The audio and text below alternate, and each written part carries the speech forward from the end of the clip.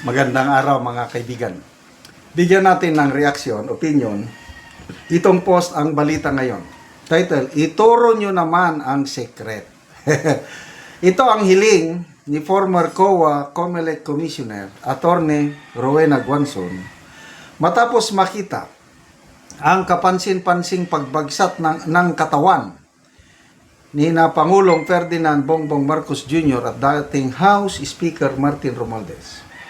Sa kanyang Facebook post, binanggit ang linyang ituro nyo naman secret paano pumayat.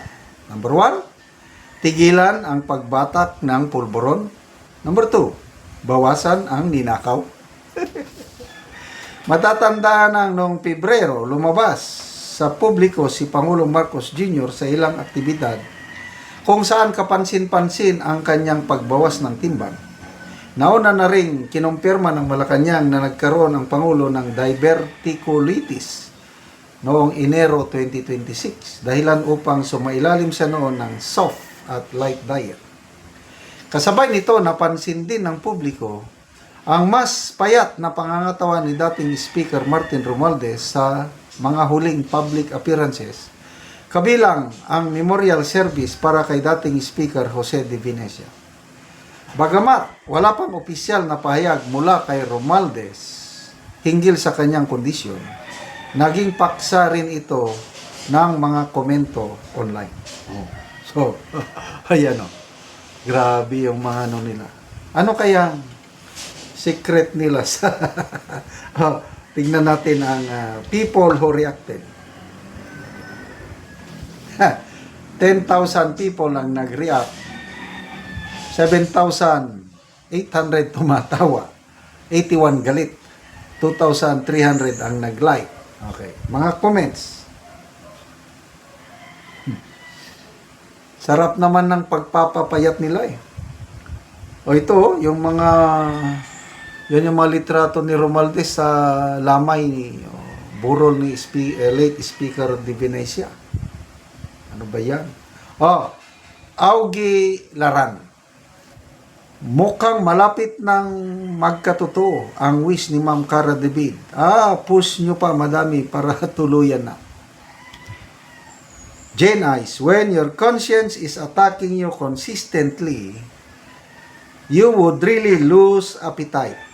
Even golden foods are served. 1 suitcase a day is equal to, please comment down below. Okay, kay Pangulo, yun na yun.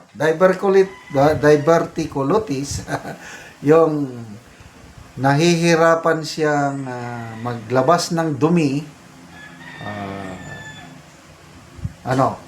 Pinagbawalan siya na magkain ng solid food. Nung una, I don't know ngayon. Tapos, may bukol sa tagiliran, duda ng iba, colostomy bag. So, kung hindi siya makakain ng yung dati niyang kinakain, tapos dami ng trabaho, stress, talagang papayat talaga ang Pangulo. Sana kung ako lang, sana makarecover siya. Ay ayuwan ko sa inyo. Lalo na yung mga fans ni Cara David, grabing dasal. Yung mga naniniwala kay Cara David, sige na, pagbigyan nyo ng wish ni Cara David. Yun ang Pangulo. Sana, gumaling siya at matapos niyang kanyang termino hanggang 2028. Kay Martin Romualdez naman, ito, speculation na lang. Bakit bigla siyang pumayat? Nung una, dito sa leg niya, makikita mo, payat na payat ngayon, maputla pa. Ano ba? So, ako, naranasan ko naman yan eh. Yung nag-undergo ako ng problema, stress sa buhay, hindi ako makatulog ng maayos. Yung gana ng pagkain ko, wala. Kasi iniisip ko yung problema, lalo nang nasa serbisyo pa ako. Batalyon commander ako sa napakagulong lugar. Payat na payat ako doon dahil sa stress. Kulang na kulang sa tulog. Naranasan ko yan.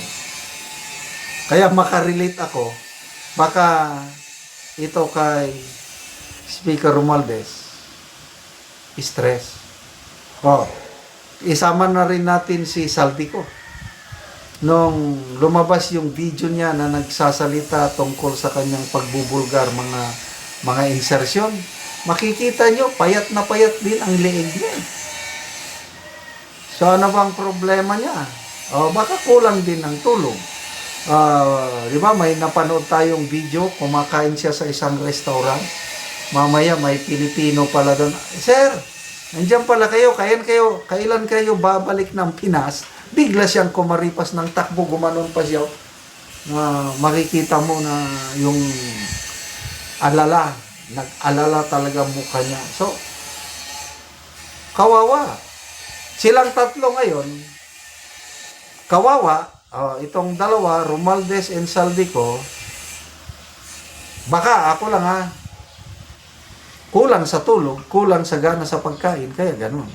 Kay Pangulo naman, dahil nga sa problema sa kanyang digestive system, hindi nakakakain ng kahit masarap ang makaya niya ng masarap na pagkain, kaya lang pinagbabawalan siya ng doktor. Lesson learned. Mas maganda, simpleng buhay lang. Basta walang sakit. Yung nakakatulong tayo ng mahimbing.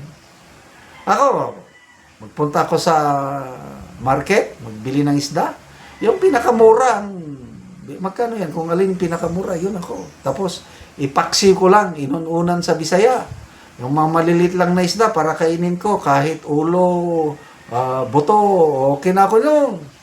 Basta, ang dalangin ko lang sa Panginoon, wala akong sakit. And as of now, wala naman akong sakit. Magandang aking appetite nga kumain. Yun lang. Kinokontrol ko yung appetite kasi ma-overweight naman ako kung kain ako ng kain. So, ganun. So, good luck dito. Sana maituro nila yung sekreto nila how to lose weight. Ano yan? Menos ang batak, menos ang pagnanakaw according to Attorney Guanzon. Salamat mga kaibigan sa inyong pag-subaybay sa ating channel. Nakakatulong kayo ng malaki sa tribong Talandig ng Bukidnon dahil kung ang sweldo natin sa channel na ito is namimigay tayo ng libreng yero at pako sa tribo para makapagpatayo naman sila ng mas maayos na tirahan. Panoorin nyo ang video na ito.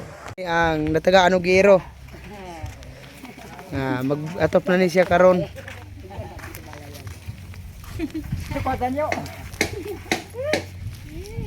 Mo na ni ang ipatindog nga balay so yan na ni atopan karon.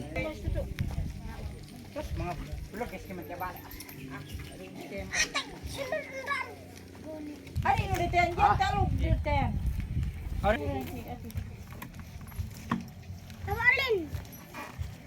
Jen udah ubara sa sampaw.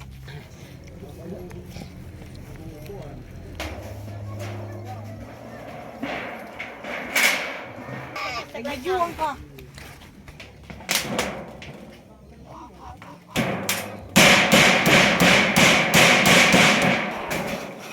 Langit pa na bay.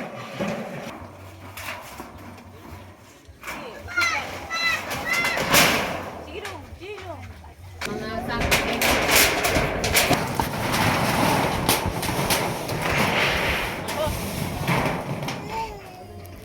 Karon numanagid ang balay ni ante og maayo na gid kaayo nga tan-awon.